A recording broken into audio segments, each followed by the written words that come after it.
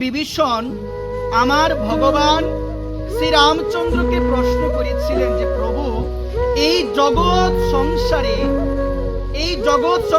এই বিশ্ব ব্রহ্মাণ্ডে জীব কখন তোমার কথা শুনতে হৃদয় মাঝে তাগিদ অনুভব করে।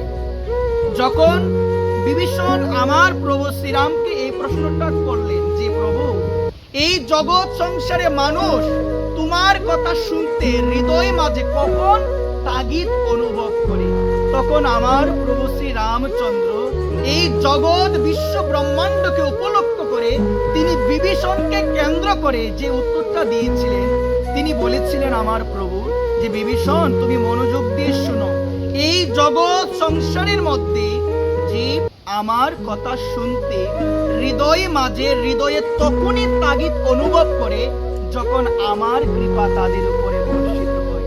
বিভীষণ, এই জগতে আমার কৃপা ছাড়া কেউ আমার কথা শুনতে পারে না। বিভীষণ, ভগবানের কৃপা যদি আপনার উপরে বর্ষিত না হয় মা, আপনি কখনো ভগবত তত্ত্ব বুঝতে পারবেন না।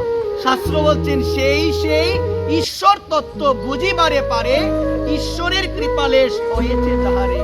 যার উপরে আমার ভগবান অনাদির আদি গোবিন্দ, সর্বকারণের কারণ সচ্চিদানন্দময় ভগবান শ্রীকৃষ্ণের কৃপা মা বর্ষিত হয়েছে মা, তারাই ভগবানের কথা শুনতে পারে মা, তারাই ভগবানের কথা শুনতে পারে। সেহেতু আজকে আমরা যারাই এই জায়গার মধ্যে মহতি অনুষ্ঠান ভাগবতীয় কথার আসরে আমরা একত্রিত হয়েছি, নিশ্চয় আমাদের উপরে আমার ভগবানের কৃপা বর্ষিত হয়েছে বিদায় আজকে আমরা এই জায়গায় বসতে পেরেছি। এই কারণে মায়েদের চরণে আমার এই নিবেদন, মা তোমরা আজকে এই জায়গার মধ্যে এসেছো, একটাই উদ্দেশ্য নিয়ে এসেছো, ভাগবত কথা শুনবে, সেই কথাগুলোকে যেন আমি আমার সেই অন্তরে স্থান দিতে পারি। কোথায় স্থান দিতে পারি মা? অন্তরে। মা মন দিয়ে শুনবেন, ভগবান অনাদিরাদি গোবিন্দ তিনি শ্রীমদ্ ভগবত গীতার ৭১ নং শ্লোকে মা ভগবান বলছেন, শ্রদ্ধাবান অনুসূয়চ শৃণুয়াত অপি জনর। মা আপনারা এসেছেন ভগবানের কথা শোনার জন্য। মা মনে রাখবেন মা, ভগবানের কথা শুনতে গেলে মা সর্বপ্রথম হৃদয়ে শ্রদ্ধা থাকা প্রয়োজন।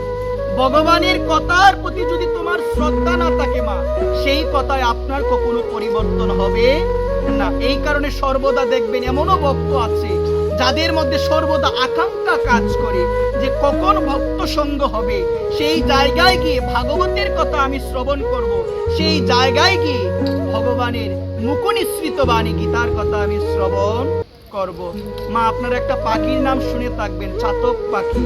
পৃথিবীর মধ্যে মা 4 ভাগের মধ্যে মা 3 ভাগ হলো জল আর 1 ভাগ হলো স্থল, 1 ভাগ স্থল। কিন্তু মা পৃথিবীর মধ্যে এত জল থাকা সত্ত্বেও মা চাতক পাখি সর্বদা আকাশের দিকে তাকিয়ে থাকে কখন বৃষ্টি হবে, সেই বৃষ্টির জলের মধ্যে আমি স্নাত হব। একবার প্রেমসে বলো মা, আপনারা বলতে পারেন মা, এত জল পৃথিবীর মধ্যে, এত জল থাকা সত্ত্বেও চাতক পাখি সর্বদা সে আকাঙ্ক্ষিত হয়ে অবস্থায় থাকে সে যে কখন বৃষ্টি হবে মা।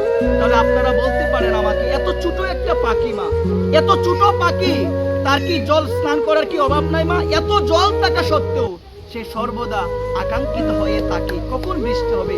ঠিক সেই রকম মা যারা ভক্ত হয় মা, তারা চাতক পাখির মতো হবে মা।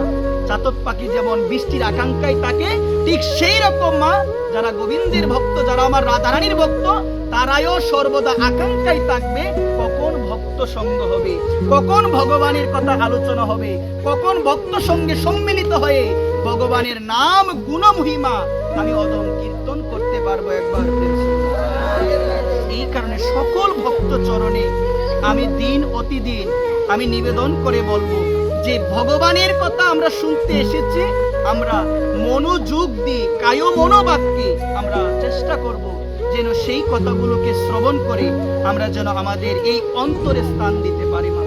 বর্তমান সময়ে ভগবানের কথা বেশি হচ্ছে মা আলোচনা, কিন্তু এত আলোচনা হওয়ার পরও মা মানুষের কিন্তু হৃদয়ের কোনো কি নাই গো মা, পরিবর্তন নাই। মানুষ ভগবানের কথা শুনে মা, কিন্তু ভগবানের কথা শোনার পরে নিজের বাহ্যিক জীবনে, নিজের ব্যবহারিক জীবনে সেই কথাগুলোকে তারা আচরণে আনতে পারে না।